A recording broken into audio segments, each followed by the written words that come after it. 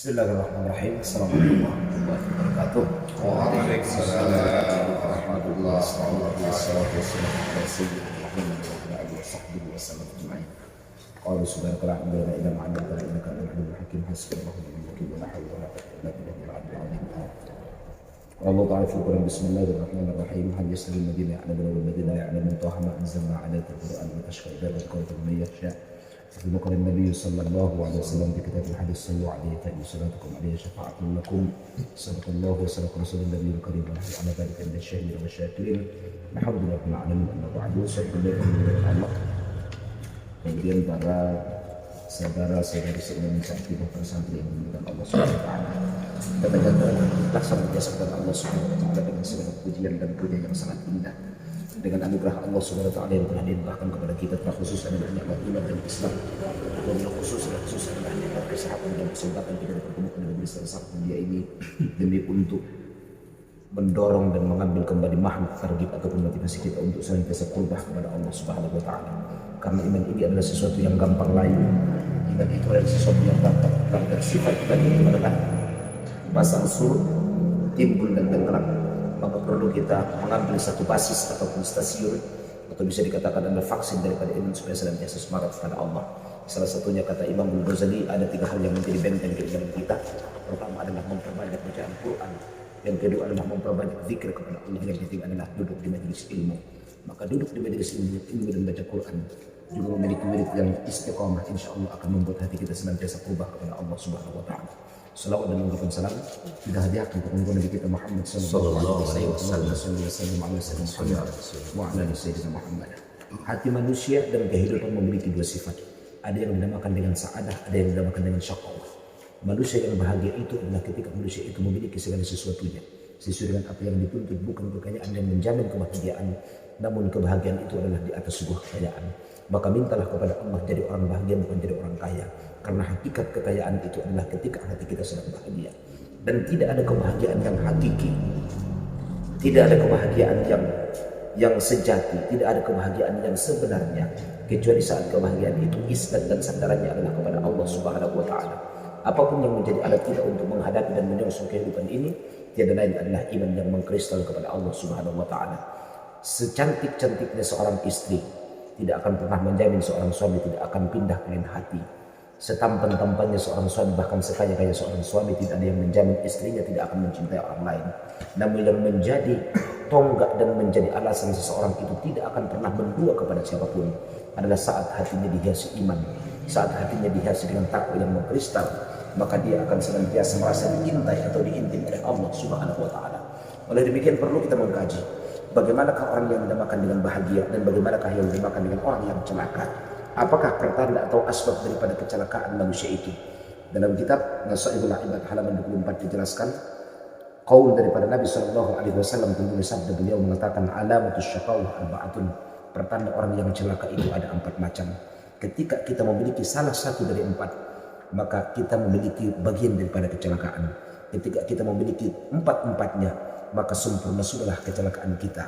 Hanya tinggal menantikan pintu jahanam yang akan terbuka kepada kita. Apakah alamatus syaqawah kata Nabi?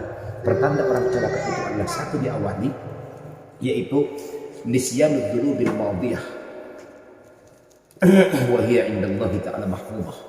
Melupakan kemaksiatan yang telah lalu atau di masa lampau, sementara catatan di hadapan Allah tidak akan pernah pupus dan hilang.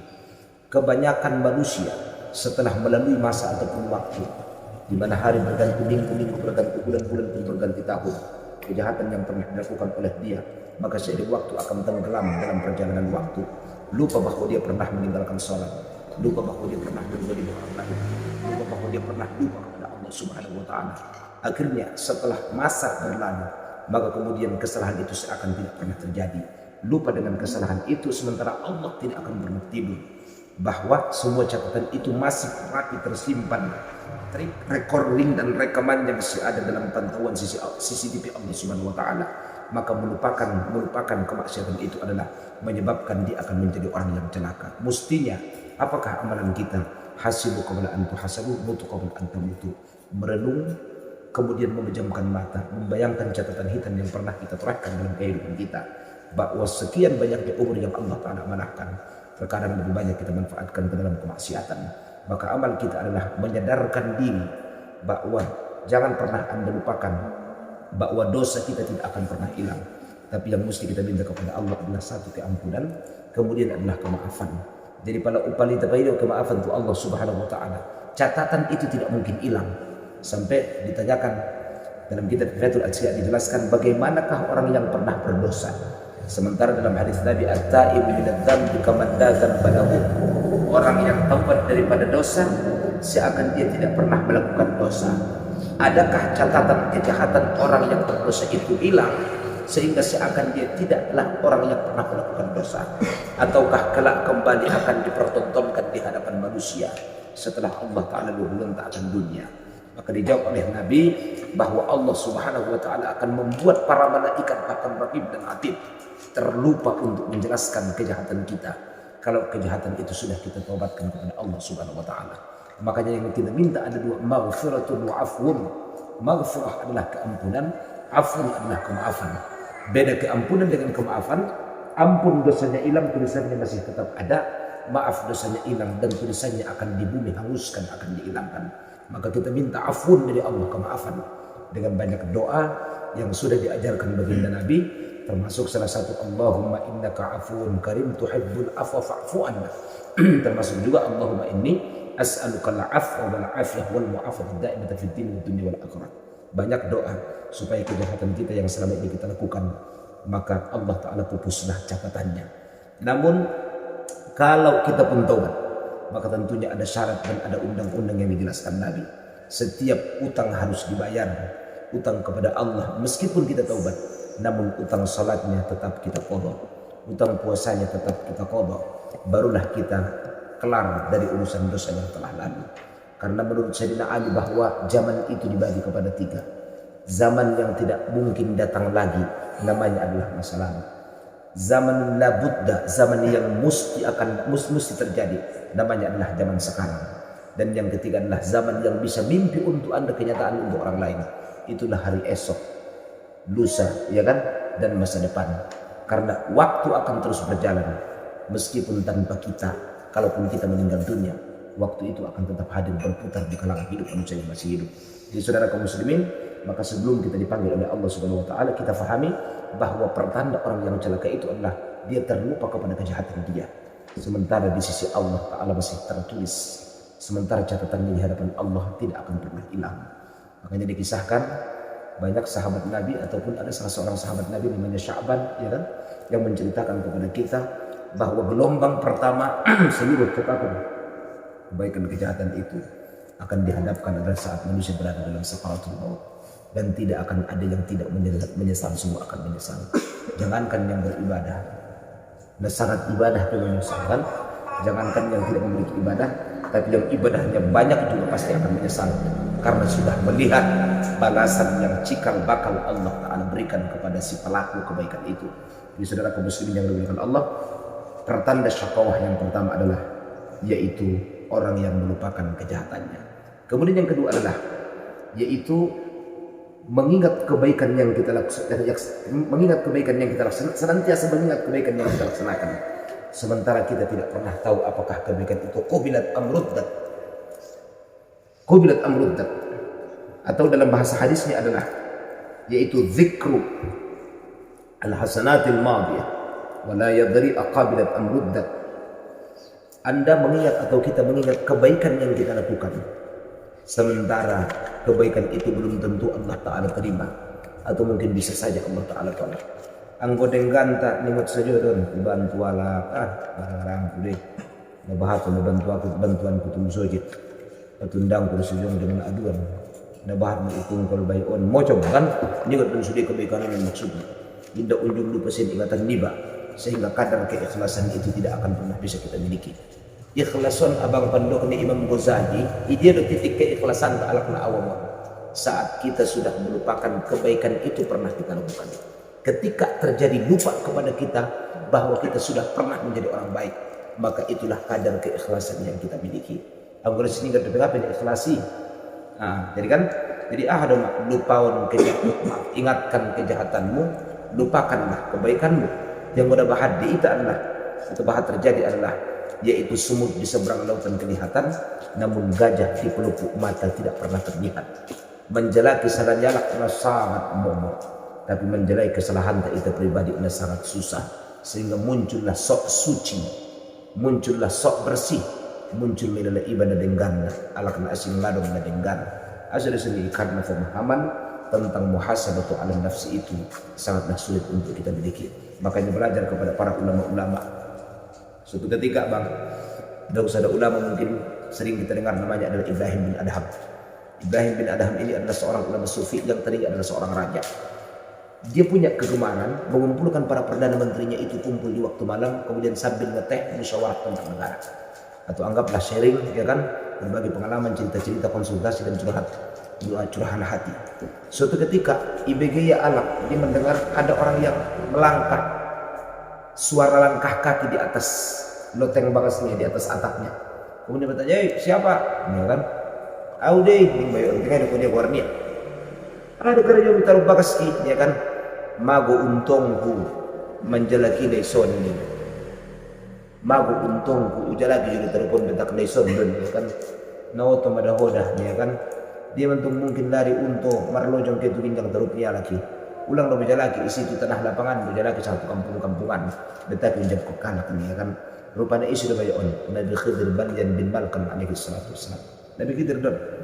Jadi asu jalaki hoisi, mana mungkinlah onta itu naik ke atas atap saya menikmati premedan. Demikianlah Anda.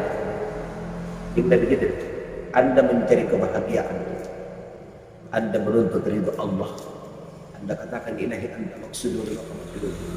Namun Anda duduk di atas singgasana dunia. Anda tidak akan pernah menemukan Allah dalam istana Anda. Anda tidak akan pernah menemukan ridho Allah di dalam istana Anda. Tapi carilah Allah, tuntutlah ilmunya supaya Anda tidak salah dalam memilih. Seperti apa yang saya lakukan adalah bahasa analogi. Saya kehilangan ontak, saya cari di atap orang lain. Itu tidak mungkin. Dan bagaikan Anda yang tidak mungkin mendapatkan ridho Allah kalau Anda bertahan di atas singgasana. Artinya apa tuh? Tak mungkin mengumpulkan dua cinta dalam satu hati. Kita merasa ingin memiliki dunia, namun satu sisi kita gelisah tentang akhirat kita. Satu sisi hati kita gelisah terhadap dunia kita, dan satu sisi hati kita gelisah terhadap akhirat kita. Dalam hadis Nabi teman-teman, habbud dunya nurun fil qalbi wa habbud dunya zulmatun fil qalbi wa habbul akhirat nurun fil qalbi. Gelisah terhadap dunia akan menjadi gelap gulita dalam hati, tapi gelisah tentang akhirat kita akan menjadi terang benderang dalam hati. Anggo gelisah kita abang urusan di dunia awan kan, contohnya nagit bayar sekolah sudah pun pada hal anak na SD juga pun menyambung bagas nama rantuon bay alak marung bagas dialak umatal ulungi ba mana si bagas dialak mana si bagas kalak atau mar mobil kalak sementara itu mah mangaranto ka pero mobil ro penyakit bingka-bingka, ro penyakit iri hati, ro penyakit maksudnya hasud ataupun dongki kan. Akhirnya gelisah karena urusan dunia. Ning labinta kalau gelisah karena urusan dunia, maka yang muncul dalam hati kita adalah zulmatun fil qalbi, yaitu kegelapan, kekulitaan, mun bagonap atir tentang kakak, mun celaka itu maksudnya. Kalau mau Anda gelisah silakan gelisah, tapi gelisahlah tentang akhirat Anda. Karena gelisah tentang akhirat, mikirin sholat yang belum tentu diterima, mikirin sholat yang masih tinggal belum sempat diqodha, mikirin orang tua yang sudah meninggal dunia belum sempat kita berbakti, mikirin anak yang belum pernah ditanamkan Al-Quran, mikirin istri yang mungkin ada sholatnya tertinggal karena kesibukan, mikirin orang yang pernah kita zalimi. Muncul kegelisahan, ya kan? Muncul kegundahan dalam jiwa. Maka kata Nabi, gelisah urusan akhirat itu akan menjadi cahaya dalam hati Anda. Maka kalau mau gelisah, jangan gelisah urusan dunia, tapi gelisahlah Anda tentang urusan akhirat. Sagodang-godang di dosa tapi memang kesalahan tak warna manusia.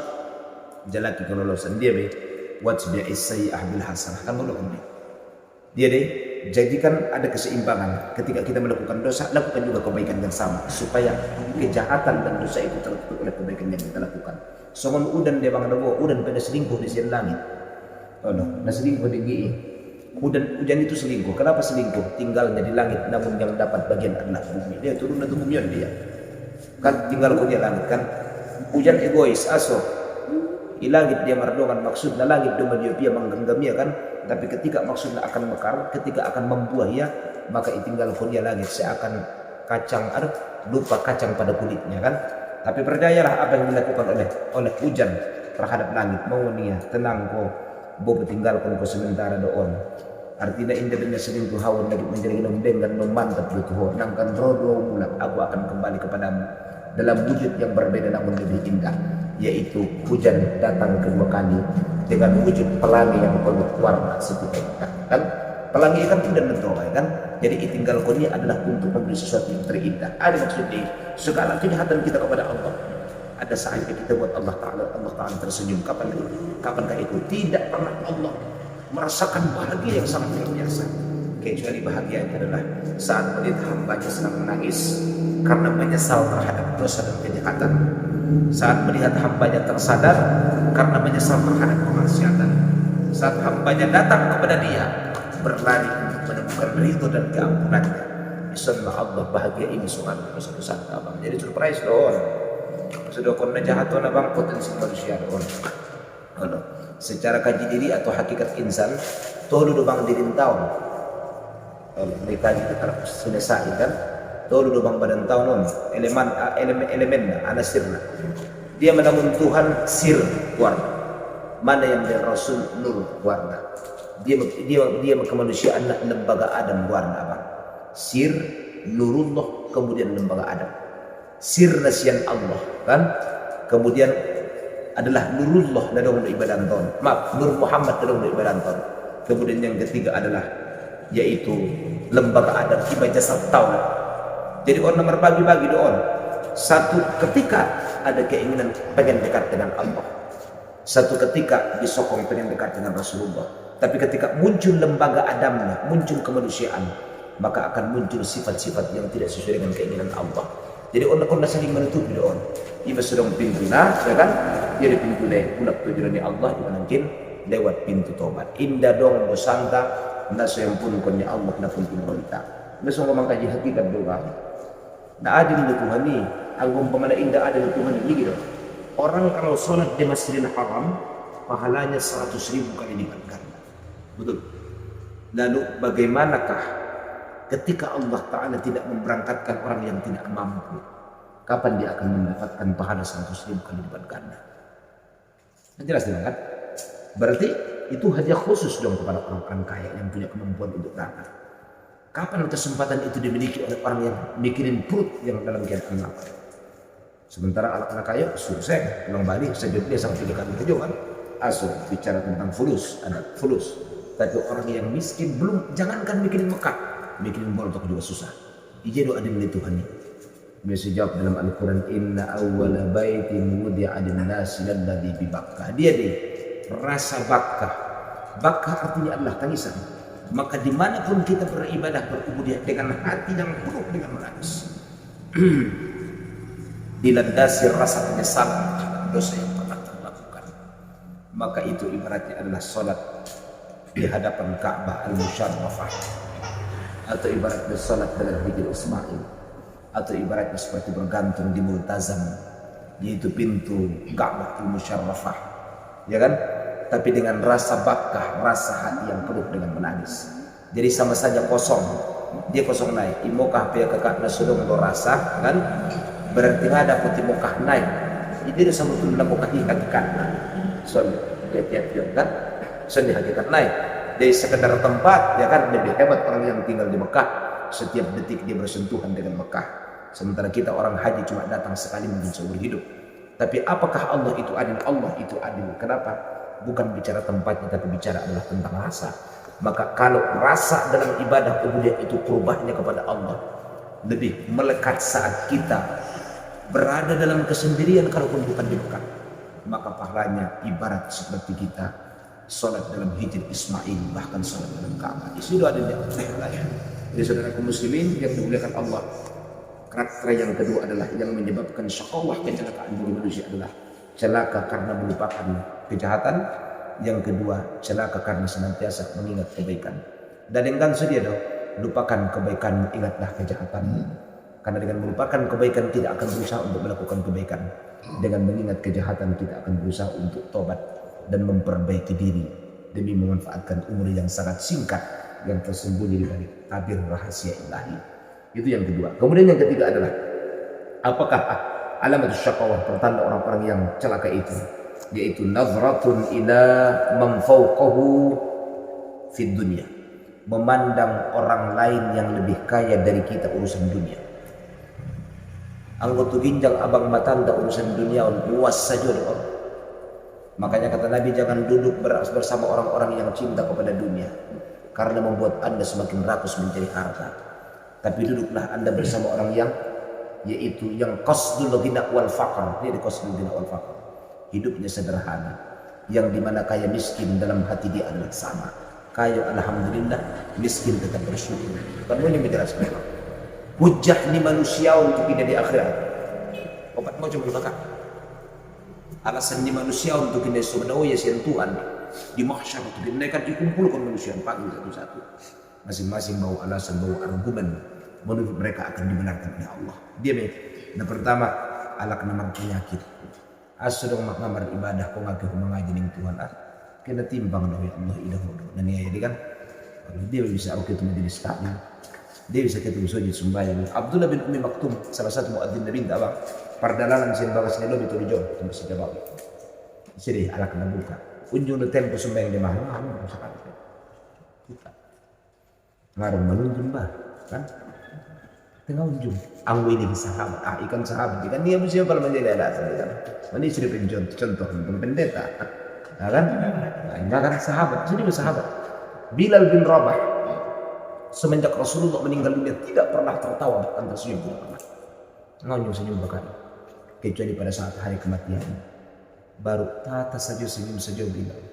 Naganjil madahoda anak namburu ni anak namburu ni kan. Mau buru tulang. Nasunyung mentong kota tamu meninggal Rasulullah on tatamu ni ngantung bahagia awi. Hari ini adalah gerbang pertemuan dengan sang kekasihku akan kembalikan aku. Ben job darunya negit meninggal di kakak. Anggota ben biar negit meninggal di kan lah. Lebih dari kan. Ben job darunya tataya. Kali bentongan bila dulu apa? Ikan sahabat ini bisa berdoakan istri itu pendeta. Adalah gitu hatu lumban binasa. Saudara kaum muslimin yang dimuliakan Allah, sedih memang sahabat-sahabat Nabi Intai kan? Sedih sahabat-sahabat Nabi Intai memang mesti dijadikan contoh. Alaikum bisunnati sunnatul khulafa'ir rasyidin kan? Soal harta Abdurrahman bin Auf. Sadario nabang maruntungia 2 juta. Isulukah kun sudah untung naik. Tinggal modal. Putar busi bulak anjogot. Daputia 4 juta. Silukah kun busi sudah untung naik. Putar bulak modal naik. Setiap untung na daputia mangan niya menibut niya. Belum. Sisana isulukah kun tuan. Abdurrahman bin Auf. Bahkan paling luar biasa. Setelah meninggalnya Rasulullah SAW, 9 istri Nabi Binta tinggal kakak 9 kan, kantong 11 istri Nabi Binta, 2 meninggal ketika Rasulullah masih hidup, kemudian 9 zaujah yang ditinggalkan Nabi setelah beliau meninggal dunia.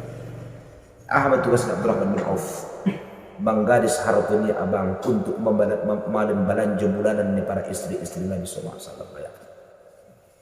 Anak nasi nggak Abdurrahman bin Auf kan? Anak nasi deh. Cuma umat dia menuju lebih dan Nina binta Sa'dah dari warna syifa kan, Umnya Abdurrahman bin Auf dalam kitab Al-Barzanji. Jadi hartanya ludes habis semua gadis demi untuk memberikan makanan dan belanja bulanan para istri-istri Nabi sallallahu alaihi wasallam. Abdurrahman bin Auf kan ikan sahabat dia ini mesti memang bain makurum sudah contoh menurut contoh bersahabat kan. Ini memang ini religion abang kan.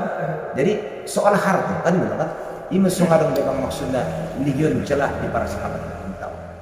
Jadi betul dari minta khurun kurni summa membayalunahum. Sedangkan dengan kalak adalah alak mau tahu kan sahabatnya. Kemudian menyusul para tabi'in ya kan. Baru kemudian di akhir zaman cuma iman yang paling ajaib yang Nabi minta adalah iman yang dilahirkan pada akhir zaman. Mereka tidak pernah bertemu denganku namun punya cinta yang mengkristal kepada aku. Iman itu umat Muhammad yang akhir zaman. Ini membuat tada Allah. Saudara kaum muslimin yang dimuliakan Allah Subhanahu wa taala, maka urusan dunia jangan pernah Anda melihat ke atas. Duduklah bersama orang miskin, maka hatimu akan sederhana. Lagi nak unjung orang jelaskan. Soal lapang di bagasi dan sempit di bagasi, perasaan dia sudah. Perasaan dia kakak. Satu ketika ada orang kalak berkonsultasi itu Abu Nawas kan, mengulisakan Abu Nuwas, sufi dan tolong kan. Dalam kitab Syiar bin A'lam bin Nubala itu sufi. Jadi Abu Nawasnya ala licik mana Abu Nawas dihoni ya kan. ben bijaksana dak punya sempitan dia bakas dia sadia sempit na dia mentong dangan mangka kodang di kamar na pengadon dia sedih dah bang rasa di studio adong dia bulung botit gule mardai merah aduh dia dong di kebab radon rasa duduk baik kan rasa di studio kecuali pandang senyum di bere rasa sapi paman brek saudara kebetulan yang dilakukan Allah kan anggo sendiri mengasuh ni be mani adong manuk di bagas lebih alam itu dia pun dapat anak ini main di bagas ini coba alat ambeng main di wasmi dia adong mamu sombit tong na sombit kena ni main ambeng ya kan jadi masa bagas sebagai untuk ambeng bang besar adong dot ikut depan ini dia rumah cokot naik ini Jerman itu ya kan mas bela loh malapa guna wasara limba yo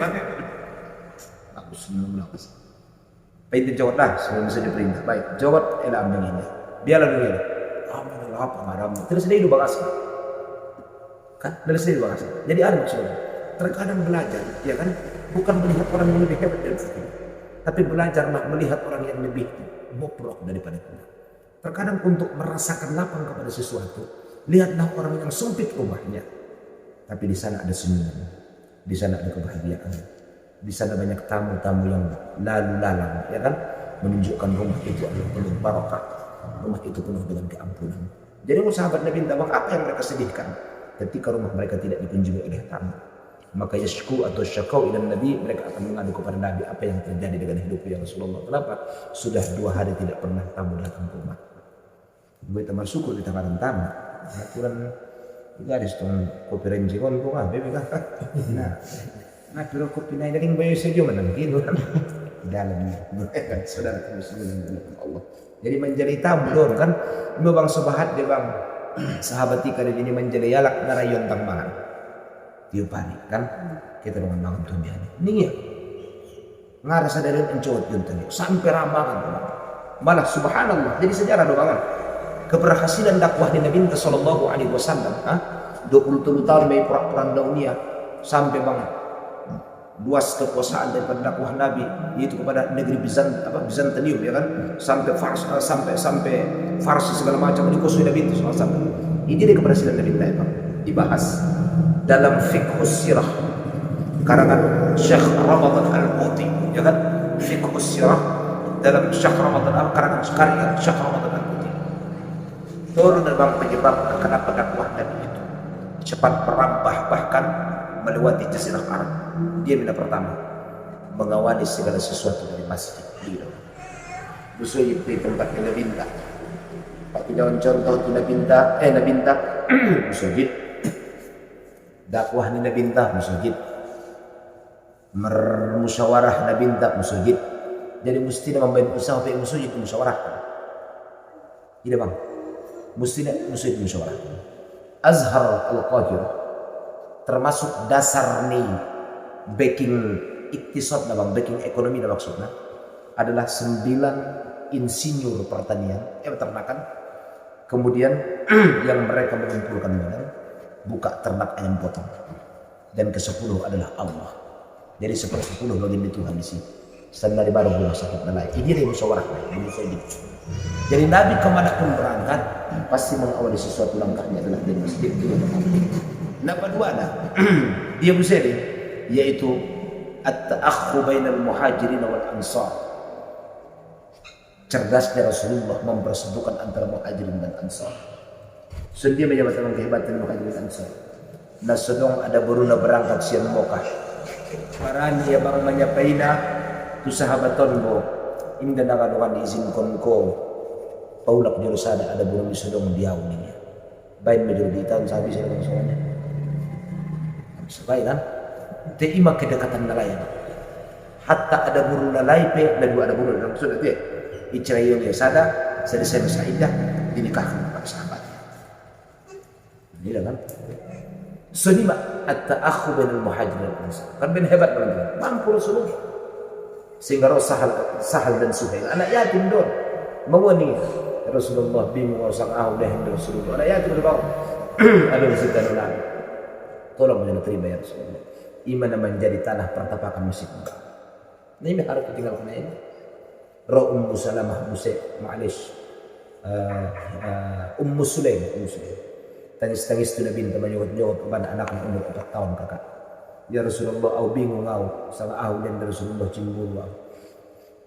Berangkat dari Mekah saya cuma bawa diri yang sudah tua, yang sudah berumur, pakaian yang membalut tubuh dan satu anakku pembalut. Nggak usah aneh nanti dia Rasul.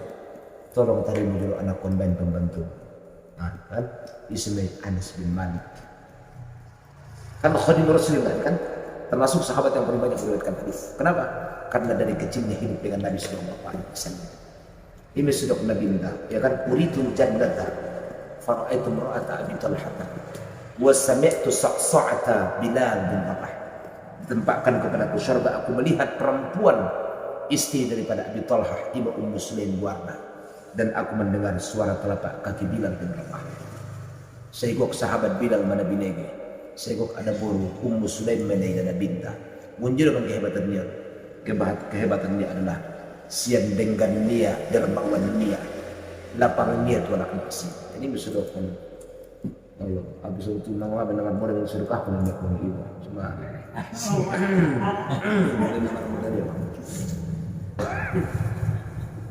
bercerita sama Abdullah Al-Mubarak.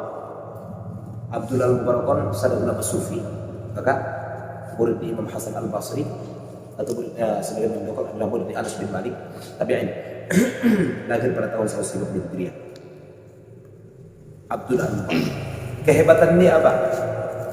Setiap ada majelis dengan sahabat-sahabatnya, dia akan umumkan siapakah di antara kalian yang ingin melaksanakan ibadah haji pada tahun ini. Karena tidak pernah tidak melaksanakan ibadah haji. Cukup tahu lah. Kalau kalian mau balik tabungan, dia pegang buka tabungan.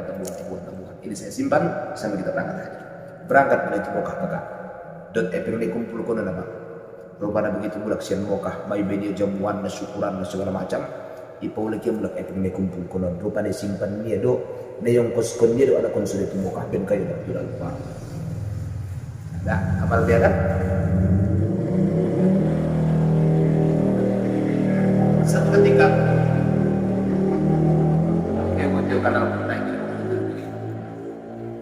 terpodi medi hijri Ismail kakak marnipi tu nabinta kemi julu tubak dan jalaki julu pendeta na margor si bahwa wa qad raditu li halihi maridu mautusia ning nabinta ngot nggak masuk akal pendeta tong rido nabinta setan dia ning dunia kan tawaf sekali tawaf kan enggak pernah 7 putaran tawaf 49 putaran berarti pitu episode tawafnya ini tunggu kita pitu pima dong ngos kan on 49 putaran pitu episode lojak modal romulak dengan mimpi yang sama. Setan dia ini sampai 3 kali betul-betul. Akhirnya putuskannya mungkin ada tujuannya kenapa Rasulullah haji, bukan setan lagi. Karena setan tidak mungkin mampu menyampaikan Rasulullah SAW kan. Begitu selesai haji berangkat ke Baghdad, dia mencari sesuai dengan alamat yang dituntun. Ditanya manakah rumah Bahram, maka ketemulah si Bahram, yaitu seorang rahib pendeta dari Majusi yang menyembah api dan bersapa anta Bahram, ya. Apa yang mau kamu sampaikan Mbah? Saya punya pesan Rasulullah. Apa kata Rasulullah? Apa kata Muhammad? Berarti betul Muhammad teman. Kata Rasulullah, dia ridho dengan apa yang Anda lakukan. Emang apa sejarah hidup Anda? Tidak. Seingat saya sejarah saya ada 2. Minang tuh. Pertama, saya punya putra 4, putri 4, semua cantik-cantik. Putri 5, putra 4, semua cantik-cantik. Akhirnya tidak ada satupun yang cocok untuk menjadi suami daripada putri saya. Pada kesimpulannya, saya ambil kesimpulan karena tidak ada yang sepadan dengan putri saya. Saya nikahkan putriku dengan putraku semua. Berarti karena angka-angka yang dikawinkannya. Saya tahu ini Tuhan murka dia bentuk. Nggak mungkin Rasulullah ridho terhadap kisah Anda kalau begini. Apalagi kisah Anda. Ini untuk kisah kedua. Putri saya yang kelima, cantiknya luar biasa, primadona. Ya kan, satu pun tidak ada yang pantas saya untuk mempersunting menjadi suami daripada putri saya. Akhirnya daripada susah-susah saya kawini putri saya. Kawin dia bang, saya menikahi karena cuma saya yang cocok dari suaminya dia. Ketika terjadi malam pertama, saya mendengar ada suara melangkah di depan rumah. Rupanya seorang perempuan yang mencoba untuk mencuri lampu di halaman rumah. Saya kejar, ya kan? Mau cari apa? Tiba-tiba perempuan ini masuk ke sebuah rumah. Assalamualaikum, anak yatim di dalam atau anak yang kelaparan di dalam. Mereka malah lapar selama 3 hari 3 malam tidak makan. Ibu, adakah yang bisa kita makan? Saya nggak mau mencuri, apalagi hartanya si Bahram laknatullah dengan anak buruan.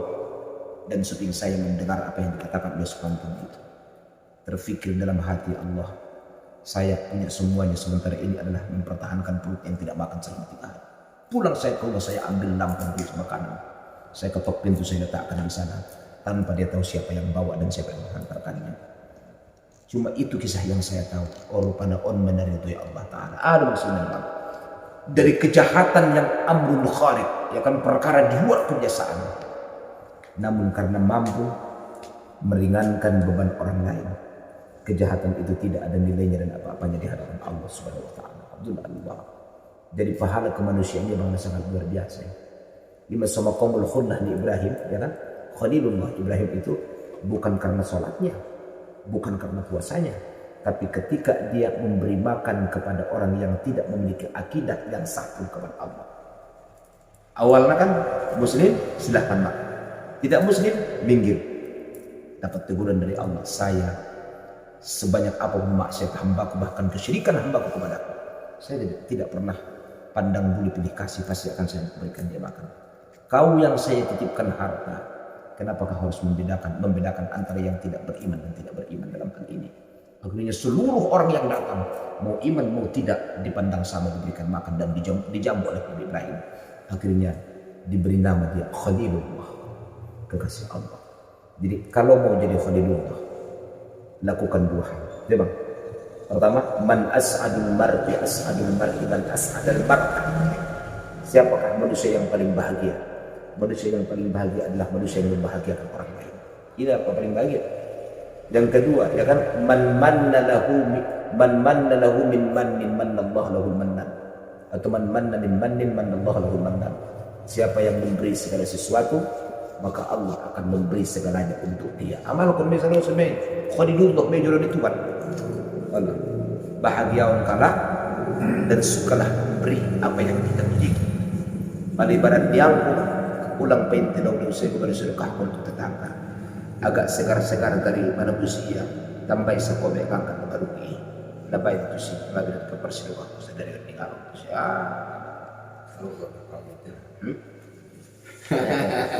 Jadi man manna min mannin manallahu lahu mannan. Man manna min mannin manallahu lahu mannan. Siapa yang suka memberi, maka Allah akan benar memberi. Amat pegang. Khalilullah, baik kasihnya Allah megang. Berarti yang ketiga, alamat kecelakaan itu adalah ketika mata diarahkan melihat orang yang lebih kaya daripada kita. Mencintai dunia bagaikan Anda meneguk air laut. Semakin diteguk akan semakin dahaga.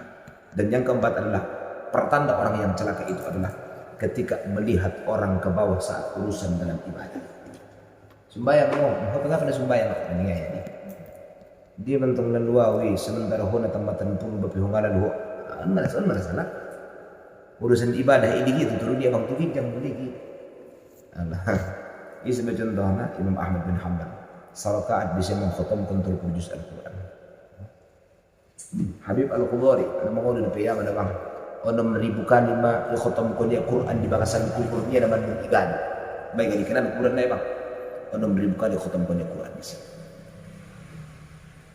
Dia kuburan beda ilah kan kan. Dia madong karena kuburan dia kakak. Jadi asal na khatam buat amak pembagi bakasan ikaji si Quran. Ono 1000 kali khatam di bakasan kuburan. Calon di kuburan kedua. Sedih baalak Nabi dia bang tutup. Jadi dengan mengenal yang 4 insyaallah maka kita akan menjadi orang paling bahagia.